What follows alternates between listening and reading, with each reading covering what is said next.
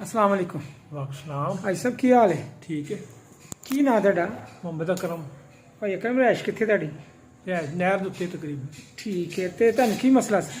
ਮਸਾਲੇ ਦਾ ਮਸਲਾ ਨਹੀਂ, ਕਿੰਨਾ ਕੁ ਸੁਝਿਆ ਸੀ ਇਨਸਾਨ? ਬਹੁਤ ਸਾਰਾ ਤਕਰੀਬਨ ਕਾਫੀ ਸਾਰਾ ਹੋਇਆ। ਤੇ ਡਾਕਟਰ ਕੀ ਕਹਿੰਦੇ ਸਨ? ਉਹਨਾਂ ਕਿਹਾ ਜੀ ਇਹਦਾ ਦਵਾਈ ਖਾਂਦੇ ਜੋ ਆਪਰੇਟ ਨਹੀਂ ਅਜੇ ਹੋਏਗਾ ਤੇ ਦਵਾਈ ਖਾਂਦੇ ਜੋ ਹੌਲੀ ਹੌਲੀ ਪਾਣੀ ਖੁਸ਼ਕ ਹੁੰਦਾ ਜਾਏ। ਤੇ ਉਸ ਤੋਂ ਬਾਅਦ ਮੈਂ ਉਹਨਾਂ ਕੋਲ ਰਾਬਤਾ ਨਹੀਂ ਹੋਇਆ ਔਰ ਤੁਹਾਡੇ ਨਾਲ ਰਾਬਤਾ ਹੋ ਗਿਆ ਮਾਸ਼ਾਅੱਲਾ ਤੇ ਕਾਫੀ ਬਿਹਤਰ ਹੁੰਦਾ ਜਾਂਦਾ ਇਨਸ਼ਾਅੱਲਾ। ਹੁਣ ਤਬੀਅਤ ਕੈਸੀ ਹੈ? ਹੁਣ ਤਬੀਅਤ ਕਾਫੀ ਬਿਹਤਰ ਹੈ ਜੀ।